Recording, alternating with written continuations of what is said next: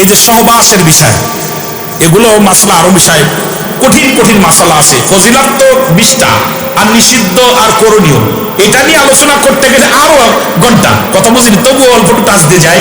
আমার বাবারা আমার খুব খেয়াল করবেন, কয়েকটা কথাগুলো একটু বলতে হবে, যেহেতু এইটা সুন্দর একটা বিষয় দিছে, রোজার বিষয় একটু আলোচনা করার জন্য।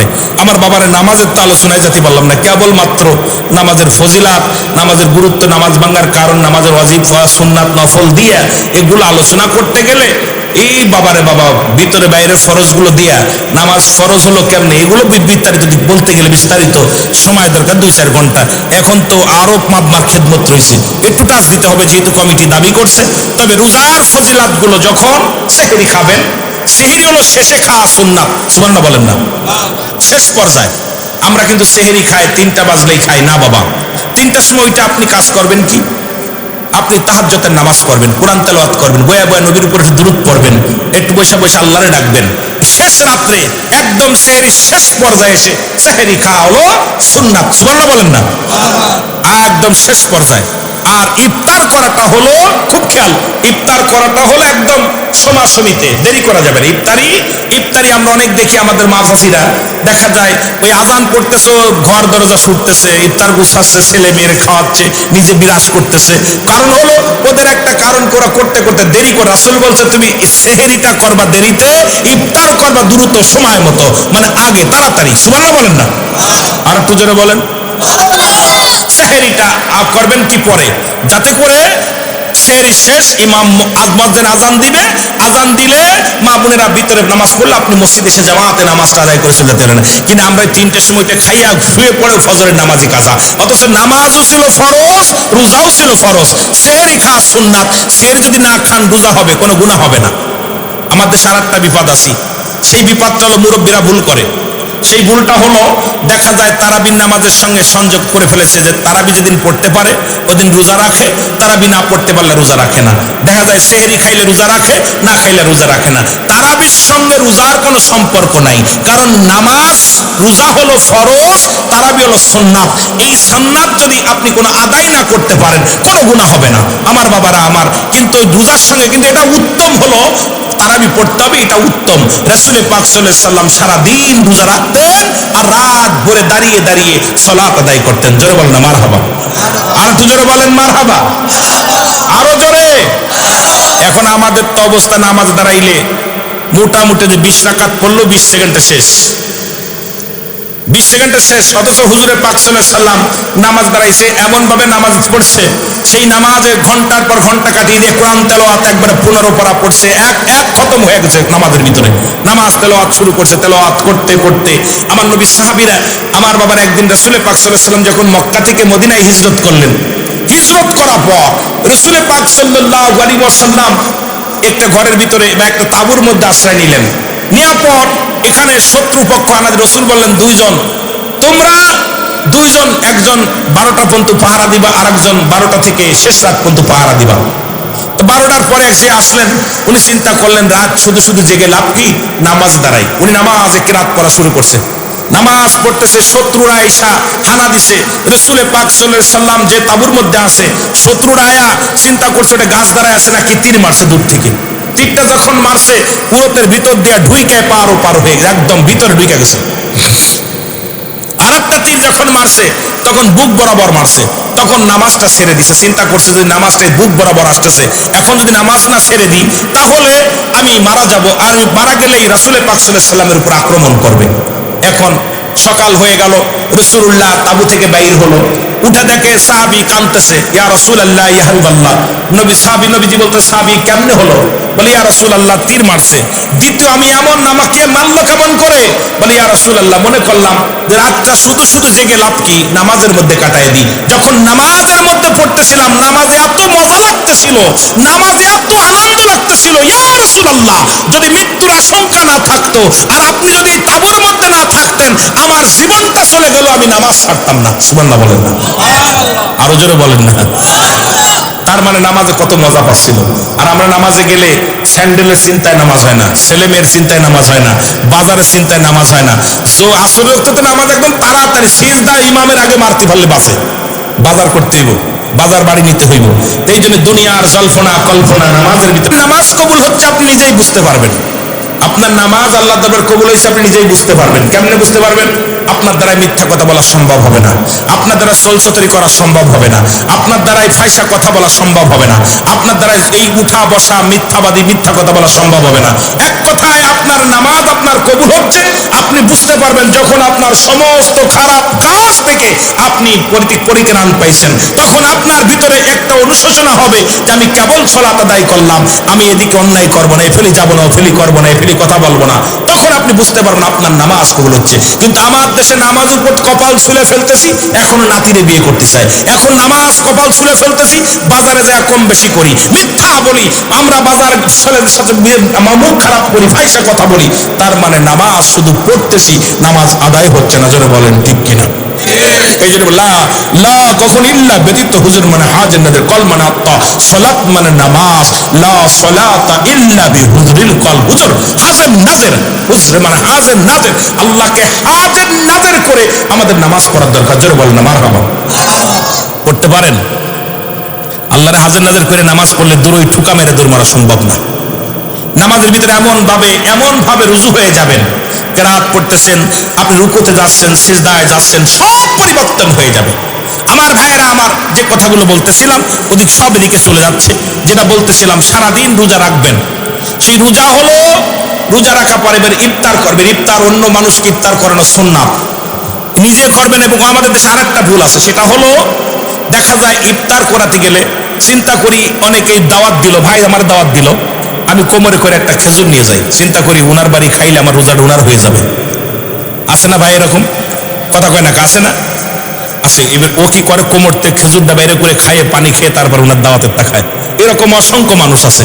খোদার কসম, আপনার রোজা থেকে কিঞ্চিত পরিমাণ কম আপনার একটা নেকিও নেবেন আমার আল্লাহ। আপনার সম পরিমাণ আমার ভাই আমাকে দাওয়াত দিলে আমি যে রোজার যে ফজিলাত যেটুকু আমার রোজা থেকে কিঞ্চিত পরিমাণ কাটা হবে না।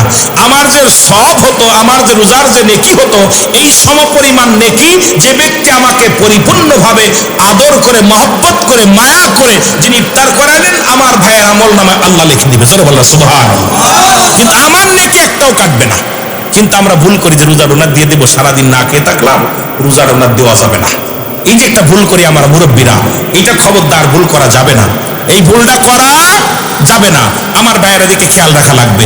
এই মোট 20টা ফজিলাত আমি বলতেছি আগেই, যেটা 20টা ফজিলাত নিয়ে 1 ঘন্টা আলোচনা আছে, ইউটিউবে দেখবেন রোজার ফজিলাত, সিদ্দিকুল আমিন সিদ্দিকের আলোচনা আসলে অনেক সুন্দর সুন্দর আলোচনাগুলো, এটা নিয়ে একদম বিস্তারিত কোরআন হাদিস দিয়া সুন্দর ব্যাখ্যা বিশ্লেষণ দিয়ে আলোচনা করেছি, যেটা আপনাদের জন্য, আপনাদের বোঝার জন্য।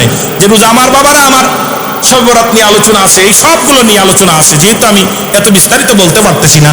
এরপরে রোজা রাখা অবস্থায় আপনাদের কি করণীয়? কি করণীয় হলো আপনার এই 1 নাম্বার করণীয়, আপনি সারাদিন রোজা রাখবেন। রোজা রাখা অবস্থায় কেউ ঝগড়াঝাটিতে লিপ্ত হওয়া যাবে না, ঝগড়াঝাটিতে লিপ্ত হওয়া যাবে না। যদি কোনো ব্যক্তি আপনাকে গালি দেয়, ভাই আমি রোজা আছি, কেউ যদি আপনাকে পাড়ায় ধরতে জঞ্জাল করে, অনেকে আছে বেজাল বাতাতে চায়, আপনি সঙ্গে সঙ্গে ভাইজান আমি রোজা আছি কয়ে সরে চলে যাবেন। আমার ফজিলাত হলো গভীর মনোযোগ, রোজা রাখা অবস্থায়, এই অবস্থায় আপনি কি করবেন? ওই ঝগড়াঝাটি থেকে লিপ্ত হবে, ফাইসা কথা থেকে লিপ্ত, দূরে থাকতে হবে। ফাইসা কথা, মুখ দেয়া ফাইসা কথা, এগুলো পরিহার করতে হবে রোজা রাখা অবস্থায়। আমার মুসলমান বাবারা, আমার যে ফজিলাত হলো, এই ফজিলাতপূর্ণ বিষয় হলো রোজা রাখবেন আপনি। রোজা রাখা পর দান ধ্যান বেশি করবেন। কি করবেন? দান ধ্যান বেশি করবেন। রাসূল পাক সাল্লাল্লাহু আলাইহি সাল্লাম দান ধ্যান বেশি করতেন। এরপরে কি রে ভাই, আপনাদের আমি গড়ি দেখার সময় আছে, আপনারা দেখলে আপনার লস করবেন। যা হয় হোক, যেদিকে যাই যাক, কথা বলা শুরু করছি, দেখা যাক কোন পর্যন্ত যাওয়া যায়। আমার বাবারা, আমার যেটা বলতেছিলাম, যেটা এই রোজা রাখা অবস্থায় এরপরে আপনি সাদকাতুল ফিতরা এটা আদায় করবেন। রাসূল পাক সাল্লাল্লাহু আলাইহি সাল্লাম শেষের 10 দিন খুব গুরুত্ব, এইটা হলো, আমি এদিকে আরো আছে, আমি যাইতেছি পরে। শেষের 10টা দিন হচ্ছে সবচেয়ে গুরুত্ব। রোজাকে 3টে ভাগ করছে, রহমত, মাগফিরাত, নাজাত। কয়টা ভাগ? জোরে বলেন, কয়টা ভাগ? রহমত, মাগফিরাত, নাজাত। শেষের 10 দিন রাসূল পাক সাল্লাল্লাহু আলাইহি সাল্লাম এই যে এতেকাফ শব্দের অর্থ হলো আবদ্ধ থাকা। এতেকাফে থাকা অবস্থায় যদি কোনো ব্যক্তি মহল্লার কেউ মারা গেছে, জানাজায় শরীক হলে তার এতেকাফ ছুটে যাবে। এখন আমাদের দেশে যারা এতেকাফে বসে ভণ্ডামি করে, কারণ এতেকাফে বইয়া দেখা যায় মোবাইলে খালি গেম খেলতেছে, অনেক জায়গায় মোবাইলে গেম খেলে, মোবাইল দেখে, এরপরে শালির সঙ্গে আলাপ, বউর সঙ্গে আলাপ, ফোন করে ওরে বাবার বাবা আলো কিনে কাটা হয়েছে নি, কি কিনছিস বাজার রে বাবা, ও এতেকাফে বসতে গেছে কিনা। এতেকাফে শব্দ আবদ্ধ হ, মরে যা, যেমন মরা ব্যক্তির যেমন কোনো ক্ষমতা নাই কথা বলা, ঠিক এতেকাফে অবস্থায় এই অবস্থায় থাকতে হবে। একমাত্র গোসল যদি ফরজ হয় এটা করবে, আর যেটা শরীরের সমস্যা থাকলে এই 10 দিনে একদিন দুদিন গোসল করবে। কিন্তু এত গোসল আপনার জন্য ফরজ হয় না, হয়তো স্বপ্নদৃষ্ট হতে পারে, সামরিক সমস্যা হতে পারে, এর জন্য ভিন্ন ব্যাপার। কিন্তু এতেকাফে বসে আপনি ওই যে আমাদের দেশে যারা বর্তমানে এতেকাফ করতেছে, শুধু নিহাজ এক জায়গার গল্প করা। আপনি এতেকাফে বসে বেশি কোরআন তেলাওয়াত করেন, বসে কোরআন তেলাওয়াত করেন, বসে তাসবিহ দেখেন, কিছু পারেন না, সুবহানাল্লাহ, আলহামদুলিল্লাহ, আল্লাহু আকবার, আল্লাহুম্মা আজিরনি মিনান নার। আপনি যেটা কোনো আলোচনা করেন, বসে আল্লাহরে ডাকেন, আল্লাহ আল্লাহ আল্লাহ আল্লাহ আল্লাহ আল্লাহ আল্লাহ আল্লাহ, বেশি করে করেন এই 10টা দিন। এরপরে বেজোর রাত, এই শেষের 10টা দিন বেজোর রাত দেখে ইবাদত করা। সুবহানাল্লাহ বলেন না? আচ্ছা ভাই, আমরা অনেক সময় 27 রোজা আমরা পালন করি, মনে করি আপনার এই 27 রোজা আমাদের মধ্যে মনে হয় কি আমরা লাইলাতুল কদর, ঠিক কি না? কথা কয় না কেমন?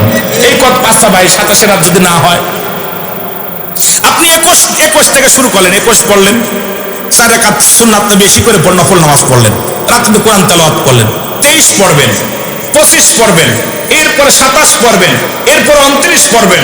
কারণ আপনি যে কোনো বেজোর রাত গুলো পাবেন বেশি। রাসূল পাক সাল্লাল্লাহু আলাইহি সাল্লাম যেটা করতেন আমরা সেটা করবো। বেজোর রাত গুলো দেখে আমরা বেশি ইবাদত করবো, আল্লাহর দরবারে কান্নাকাটি করবো। জোরে বলেন না মারহাবা? আর একটু জোরে বলেন মারহাবা।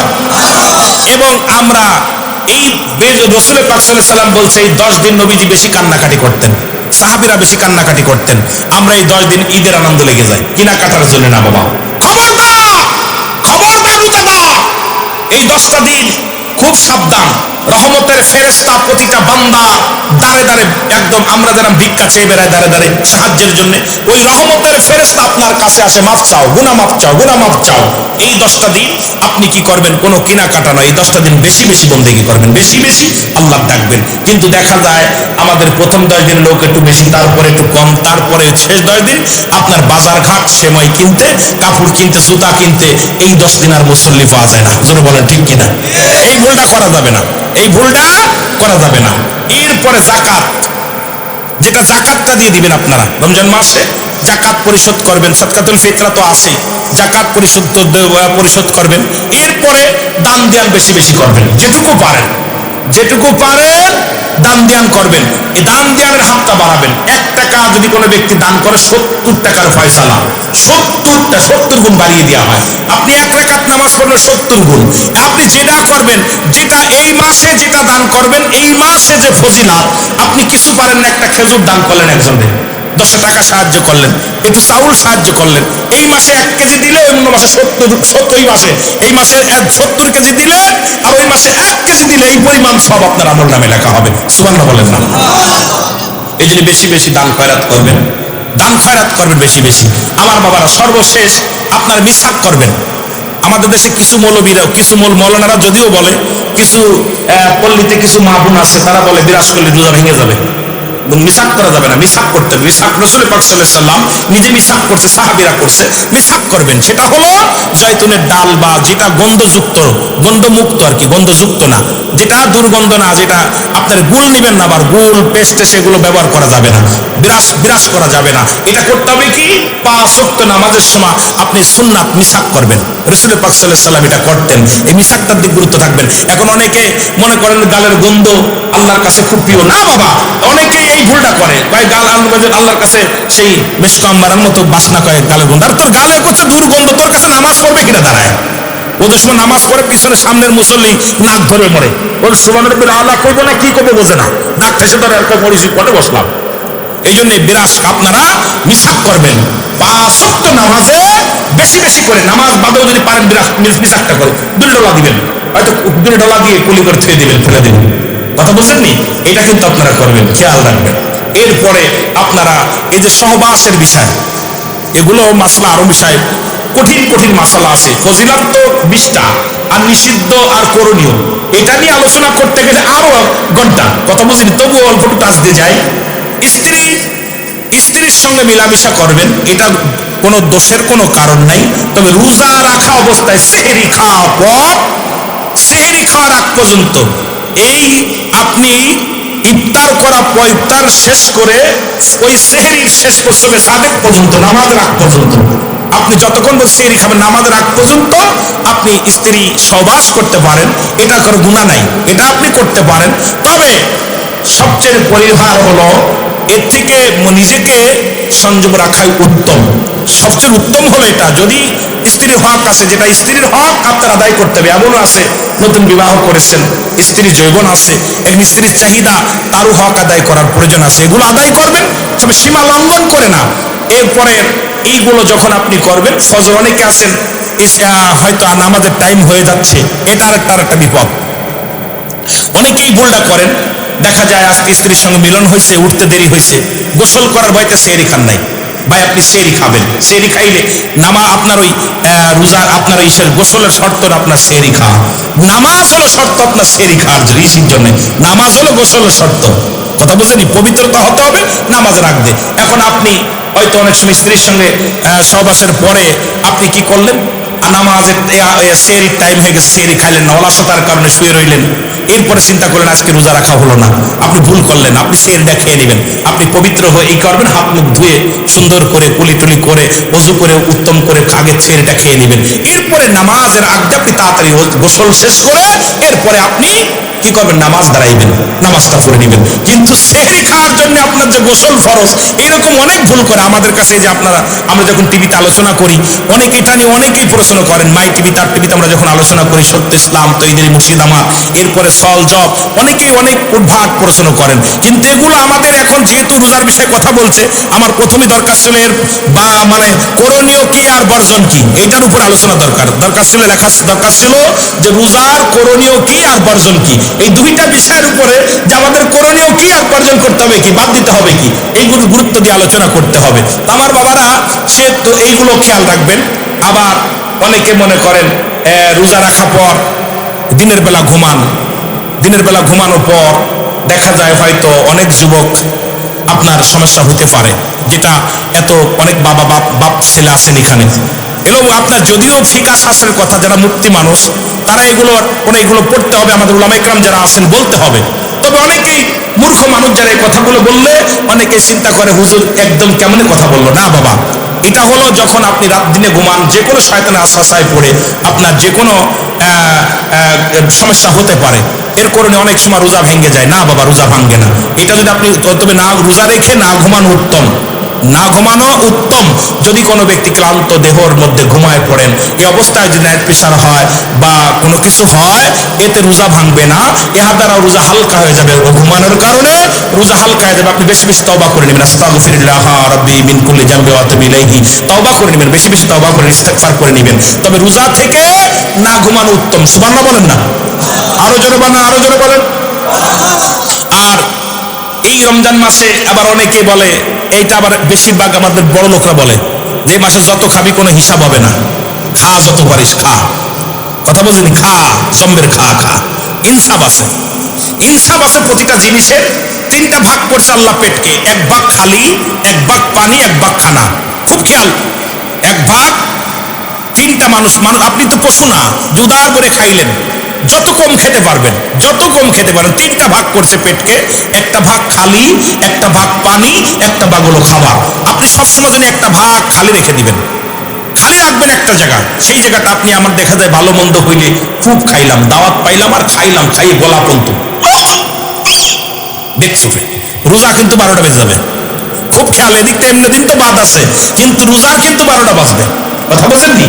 এই জন্য আপনারা খাওয়া দাওয়ায় খুব হিসাব, খুব হিসাব, খুব হিসাব থাকবেন। আর এই যে রোজার মাস আসলে তো আমাদের সব গ্যাস বাড়ে, গ্যাস্ট্রিক। আমার বাবারা খুব খেয়াল থাকবেন, রোজার রোগের বিষয় হলো ভিন্ন। রোগ অবস্থায় আপনি দেখবেন খানার নিয়ন্ত্রণ করছেন, আপনার রোজার ভিতরে রোগ আপনাকে আল্লাহ নিয়ন্ত্রণ করে রাখবে। আপনি খেয়া বিশ্বাস করেন না, আপনি একটু বেশি রোজা রাখতে পারেন না, একটু সামান্য একটু খাইবেন, খাওয়ার পরে একটু পানি বেশি খাবেন, পানিটা খেয়ে দোয়া পড়ে রোজা রাখা। যেমন এরপরে নিয়ত করার একটা গুরুত্ব, সেটা হলো নিয়ত। তো আমরা অনেকেই নিয়তটা যেটা আমরা সবাই নিয়ত আরবিতে করি, বাংলায় করি। একটা রোজা সেটা হলো আপনি যখনই নিয়তটা হলো ফরজ, রোজার নিয়ত করা ফরজ। নিয়ত করা কি ফরজ?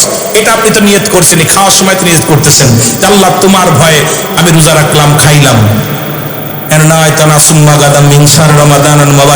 আরবিতে অনেকে পারে না, জোরে বলেন পারেন নাকি? কথা কয় না কেন? তারপরে আপনার ইফতারের দোয়া আল্লাহুম্মা আসসামতু লাকা ওয়া তাওয়াক্কালতু আলা রিজকিকা, একদম অনেকেই পারি না, জোরে বলেন ঠিক কি না? কথা বলেন না কেন? এখন আপনি কি করবেন? আপনার করণীয় হলো, আমি ওদিক বিস্তারিত করে গেলে সময় লাগবে বাবা, এই জন্য যত তাড়াতাড়ি যেতে পারি। তো বিশেষ করে বাংলা, আল্লাহ তোমার রাস্তায় তোমার সন্তুষ্টের জন্য রোজা রাখছিলাম, তোমার সন্তুষ্টের জন্য বাংলাম আলহামদুলিল্লাহ। রোজা রাখতেছে আল্লাহ তোমার সন্তুষ্টের জন্য, সেহরি খাইলাম, তুমি আল্লাহ কবুল করো, মারহাবা বলেন না?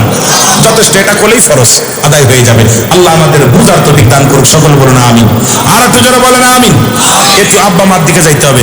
ওরে আমি যদি যাই গো মারা, আমি যদি বিদেশের মাটিতে, লাশটায় আমার পৌঁছাই দিও মায়েরই কোলেতে। ওরে লাশটায় আমার, যেহেতু প্রবাসীদের উদ্যোগে মাহফিল, ওনাদের গজলটা শুনে আসি, জোরে বলেন। ওরে আমি যদি যাই গো মারা, আমি যদি বিদেশের মাটিতে, লাশটায় আমার পৌঁছাই দিও মায়েরই কোলেতে। ওরে লাশটায় আমার পৌঁছাই দিও, জন্মের পরে যে কোলেতে রাখছে আমার মা,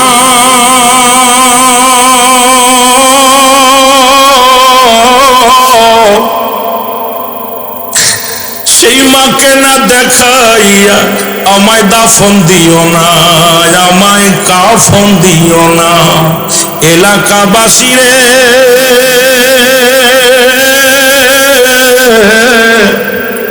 ও হাসিমপুরবাসী ভাই বোনেদের বলি সকলকে, ওই আমার মহল্লাবাসী রে,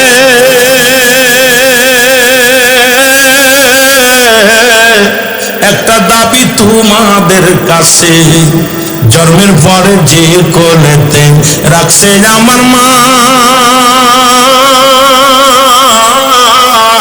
সেই মারে না দেখাইয়া আমায় দাফন দিও না, আমায় দাফন দিও না। আমার মায়ের মুক্তি দেখলে পারে, আমার মায়ের মুক্তি দেখলে পরে শান্তি পাবো কবরে। লাশটায় আমার পৌঁছাই দিও মায়েরই কোলেতে, বলো লাশটায় আমার পৌঁছাই দিও। ওরে আমি যদি যাই গো মারা, আমি যদি বিদেশের মাটিতে, লাশটায় আমার পৌঁছাই দিও মায়েরই কোলেতে, বলো লাশটায় আমার। এই জগতে মায়ের মতো নাই কেউ আপন,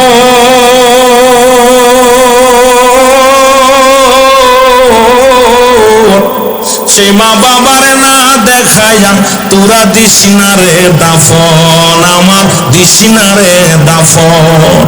এই জগতে বাবার মতো নাই কেউ আপন,